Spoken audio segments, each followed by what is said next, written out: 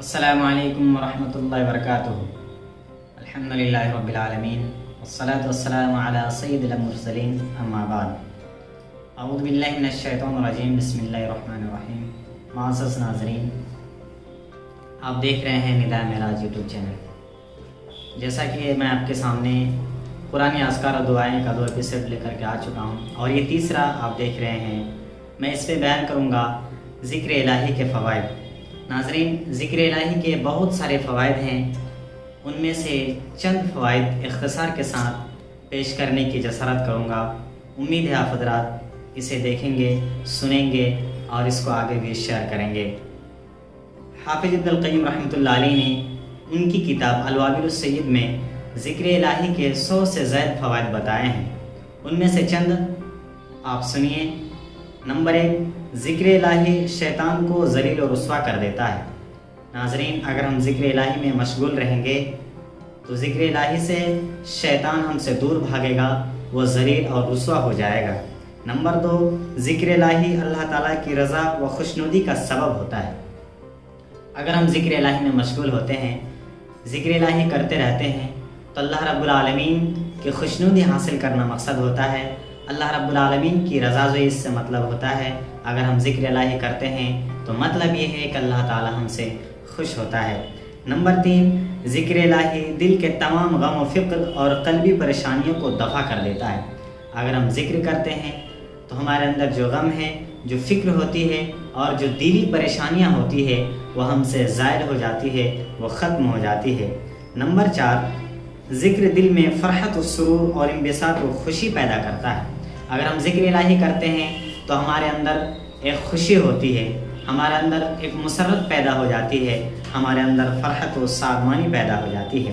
Number 5، ذکر دل اور بدن کو طاقت بخشتا ہے۔ اگر ہم ذکر کرتے ہیں تو اس سے ہمارے دل کو اور ہمارے بدن کو طاقت پہنچتی ہے، قوت ملتی ہے۔ نمبر 6، ذکر دل کو روشن اور چہرے کو نورانی بناتا ہے۔ ناظرین، ذکر کرنے سے ہمارے دل روشن ہوتے ہیں اور چہرے کو بھی نورانی بناتا ہے۔ نمبر 7، ذکر وسعت رزق کا موجب ہے۔ مطلب یہ ہے کہ اگر ہم ذکر کرتے ہیں تو اس سے ہمارے رزق میں برکت ہوتی ہے، ہمارے رزق میں وسعت پیدا ہوتا ہے اور حلال روزی میں ہماری برکتیں ہوتی ہے۔ نمبر 8، ذاکر کے دل میں، یعنی جو شخص اللہ رب العالمین کا ذکر کرتا ہے، ان کے دل میں رعب و ہیبت پیدا ہو جاتی ہے۔ ذاکر کے دل میں اللہ تعالیٰ کی یاد کی حلاوت پیدا کرتا ہے اور فکر و تدبر کا لباس پہناتا ہے۔ نمبر 9، ذکر سے محبت الہی پیدا ہوتی ہے۔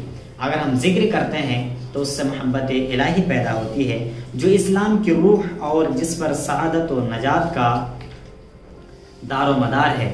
ناظرین، اللہ جو ازل نے ہر کام کے لیے کوئی نہ کوئی سبب بنایا ہے، چنانچہ اللہ نے اپنی محبت کا سبب وسیلہ ذکر کو بنایا ہے۔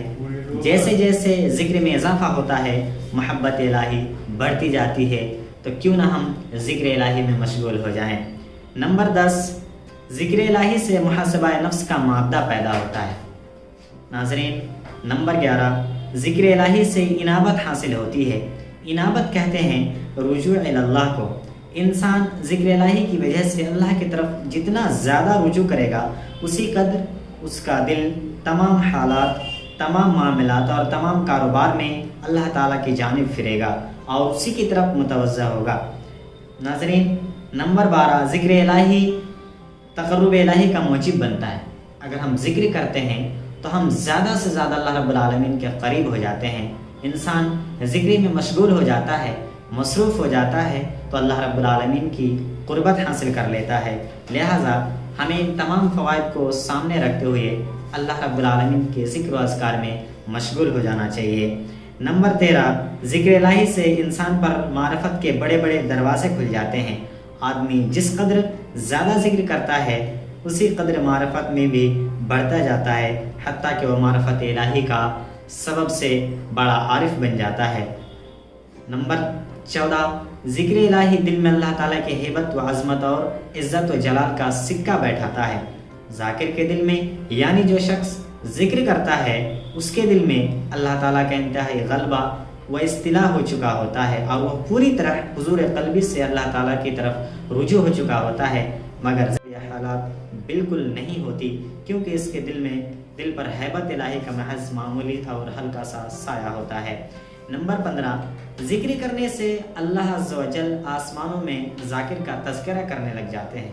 یعنی اگر کوئی انسان ذکر کرتا ہے، اللہ رب العالمین سے دعا کرتا ہے، تو اللہ رب العالمین ان کا تذکرہ آسمانوں میں شروع کر دیتا ہے کہ فلاں شخص ذکر و اذکار میں مشغول ہے، فلاں شخص ہمارے دربار میں ہاتھ پھیلائے ہوئے بیٹھے ہیں۔ اللہ رب العالمین کا ارشاد، فاذکرونی اذکرکم، بس تم لوگ مجھے یاد کرو، میں تمہیں یاد کروں گا۔ اور ذکر میں اگر صرف یہی ایک وصف تذکرہ الہی موجود ہوتا تو اس کے لیے یہی شرف و فضیلت کافی تھی۔ ناظرین، یہ تمام کے تمام تھی ذکر کے فوائد، ذکر الہی کے فوائد۔ تو کیوں نہ ہم ان تمام فوائد کو اپنے اندر لینے کی کوشش کریں، ہم ذکر کرنے میں مشغول ہو جائیں، مصروف ہو جائیں۔ معزز ناظرین، چلتے چلتے پھر میں آپ سے یہی گزارش کروں گا کہ آپ ہمارے یوٹیوب چینل کو سبسکرائب کریں، ہماری ویڈیو کو لائک کریں اور زیادہ سے زیادہ شیئر کریں۔ اللہ سب کو سلامت رکھے۔ السلام